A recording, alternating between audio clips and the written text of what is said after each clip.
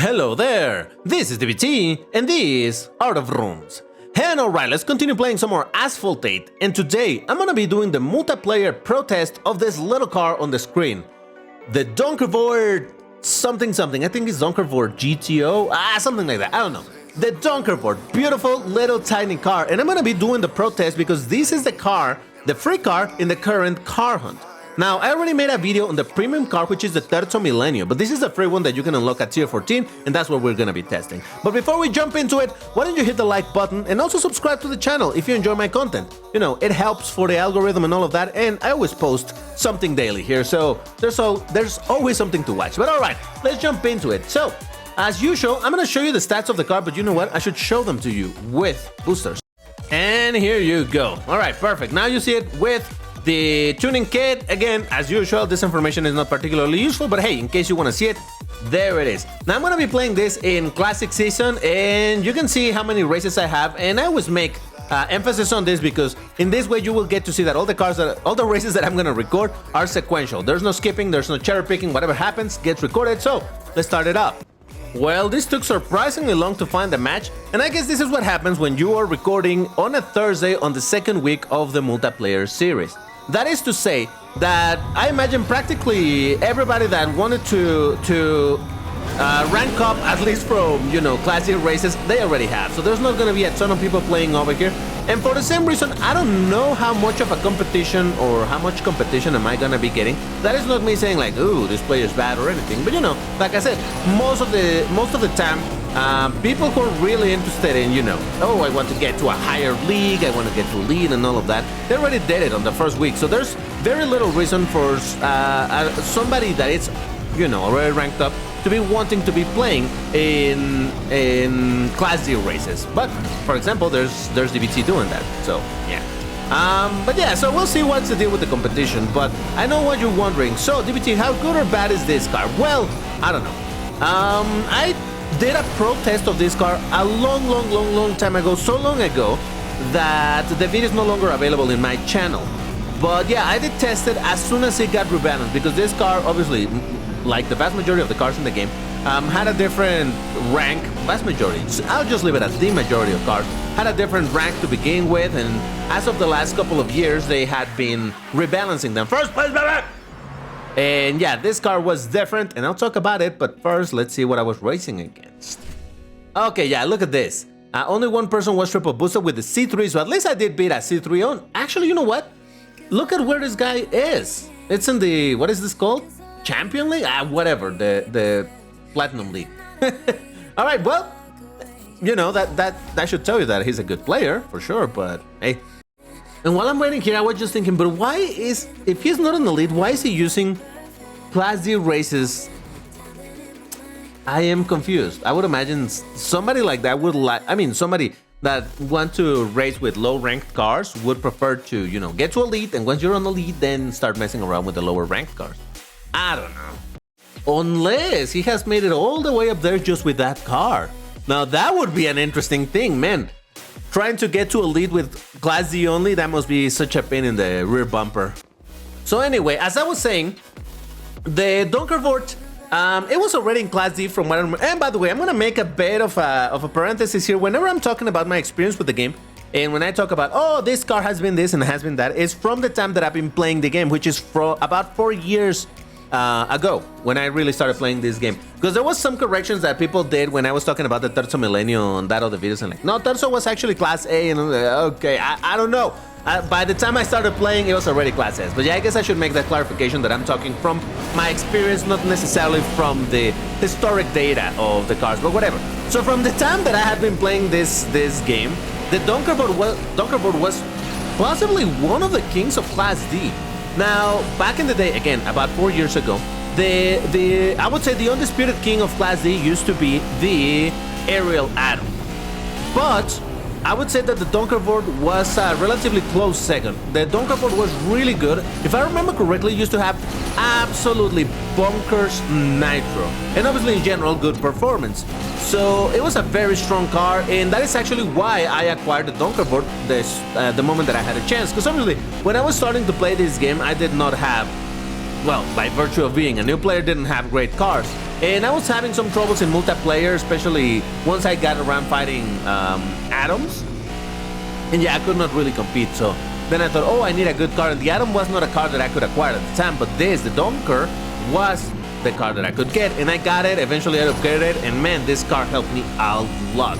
And I learned to love this car because even though it's not necessarily the shape of car that calls my attention, you know that I'm much more into super sleek or aggressive, sleek and or aggressive racing cars and whatnot. This still has a lot of charm to it. It looks very unique and I like it. And yeah, it sounds good and it drove good, so that was a fantastic car back then. But how is it now? First place, baby! But let's see what we were racing against. Okay, again, only one triple boosted person. So yeah, I know. This is gonna be a bit of mixed results over here, in spite of me getting first places. Now, the best moment to have tested this car, honestly, would have been at the start of Classic Series. But you know, because this is the car hunt related car and whatnot, and I don't know, I think it would be better. I mean, I got a couple of people asking for me to make this video with this car, so I thought, hey, better do it the sooner I can, so here we are. But yeah, still, should give you an idea of the performance. So what is the performance of this car? It's pretty good. Pretty good. Now, again, for the 11th time, 11th, probably even more than that, in my channel, I am not the type to give you a objective review with measurements and all of that. All of my quote-unquote reviews, or in this case, protests, and by the way, when I say protest, it's not me saying that I'm a pro player. No, it's a car, it's testing the car, it's pro rank, that's what it is. But yeah, I am a very subjective type of player, or I guess reviewer, though I don't really call myself a reviewer because nah. But anyway, so in general this car seems definitely very good. The nitro is definitely on the good side, and acceleration seems at the very least decent to mid-good, you know? So, by the way, decent, I would say decent lands right next to mid. They basically mean the same to me. Decent is neither good or bad, mid is neither good or bad. So yeah, I would say this is mid-good. But like I said, the nitro is great. The handling, it's nothing outstanding. It's not super agile. I mean, just in the handling alone. But it's not sluggish either. What this car does have, it's some pretty decent drift. That's why I was doing a bit of drift over there. Some pretty decent drift. Again, nothing straight up insane. But this is definitely a very good car. If you're looking for a free car, that is. I would say, if you don't have this car, do whatever it takes, except spending money, obviously. Do whatever it takes to unlock this car in the car hunt, because it really is a good car. Now again, this might give you the wrong impression that you're gonna get constant W's. That's not the case.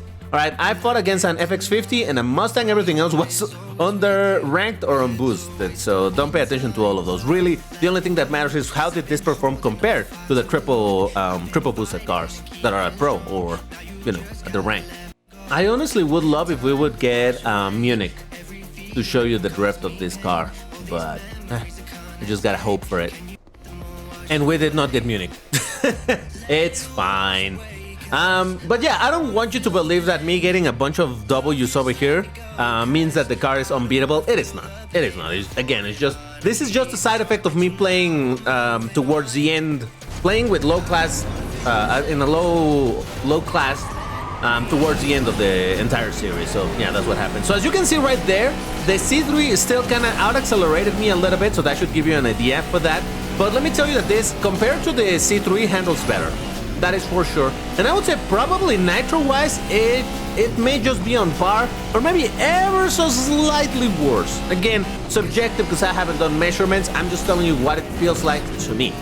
But man, I love this little car. It's tiny, it's cute, it's, oh man, I enjoy this. And again, it brings me good memories from the time when I started playing this game again 4 years ago. And just having a good time with this car. You know that nowadays I'm not one to enjoy driving the OP cars, and I'm not gonna say that the car is OP right now or anything, but back then it was definitely on the very strong side. But again, as a new player, I had to use the best that I had in order to get the best results, to, you know, continue climbing up, ranking up and whatnot. So yeah, but yeah, this is absolutely a very I'm trying to look for a word to describe it, because it's not an amazing car, but a very serviceable. Just makes it sound like, it's okay. No, it's a very upbeat car. I know that makes no sense, but that's fine. I'm gonna call it an upbeat car. No, but I do enjoy it. I do enjoy it. In fact, even after it got rebalanced, like I said, I did make a video as soon as the car got rebalanced. I don't remember the rank that it used to be at. I think it was a higher rank than this, and it got quote-unquote nerfed. But you know, it got put into this bracket, but it still performs pretty alright. And I did enjoy it, and in that video that I'm telling you that, it's no longer available in the channel, I was also getting some really good results, and I'm like, wow. I even remember that I called that video the Immortal Donkervoort, making a reference to the fact that even after the rebalance, this car was still pretty good. I beat the Corvette C3, but everyone else unboosted or underranked. You know what? I'm gonna swap the color just for the sake of variety, but man, I love this orange color on the car. It looks fantastic. And if you're curious for the colors, though, you probably have checked this yourself. The original is just black, which is very boring looking to me.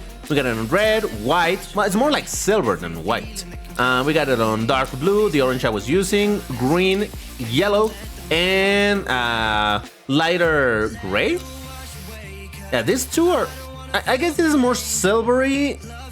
This is also, but also the finish is different, isn't it? Or not? I don't know. Let's try it in this one because I like cars that look like this. What can I say? I'm a simple man. You know, I just decided I'm gonna title this video the exact same thing since the other video is no longer available. So, hey, the reason that this is being titled like that is a reference to the fact that the car used to be really good and after the rebalance it's still pretty good. Now, it got placed at the top of this bracket, so it's kind of nice to see that some of these cars do make sense when they're put at the top of a bracket and they do perform pretty good. Because you know that there's some cases where cars that are at the very top, you know, at the number +2, you know, like in this case, 1230, the very, very, very top is 1232. This is a rank for this car.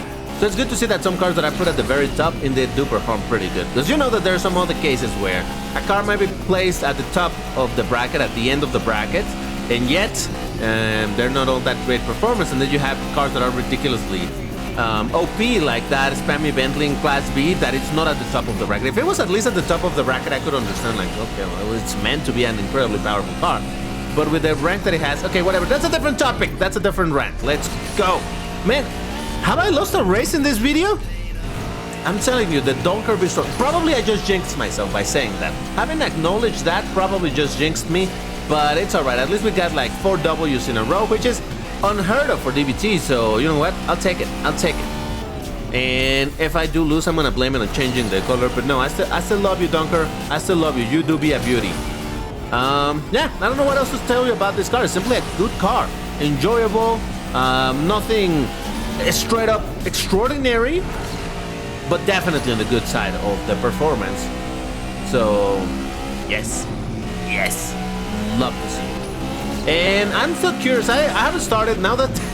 Speaking of the cars that used to be really amazing of Class D, I finally have started upgrading my aerial Atom. Maybe someday I'll finish it up and I'll get to drive it because I never did. It took forever for me to acquire. All right, so there was a Mustang 2015 Mustang and a 308 GTS. Other than that, everybody else under ranked or unboosted. So there we go. Ooh, okay. Orbital loop. Let's see how we do over here. I still haven't gotten Munich because I really want to see that drift in action. Over here, I guess, no, but even then the crystal section isn't all that great for testing the drift. But anyway, yeah, so the aerial Atom, it took forever for me to acquire. Because again, it was a very strong car back in the day. And I wanted to get it, and besides, it looks really cool. I like the design of the car, so I wanted it for a long time, but I could not get it back then. Then at some point I did unlock it, but oh, that's right, we Ghost. See, I'm too used to trying to go between the players, but anyway, hold on, I don't want to mess it up. If there's one track in which I don't want to lose, it's this one. But yeah, so eventually I did acquire the Atom, but I never upgraded it, and now it's just been collecting dust. But now that the car is sort of Class C, but sort of Class D, I don't know, it's a mess, that car. I want to upgrade it because the upgrades are kind of cheap.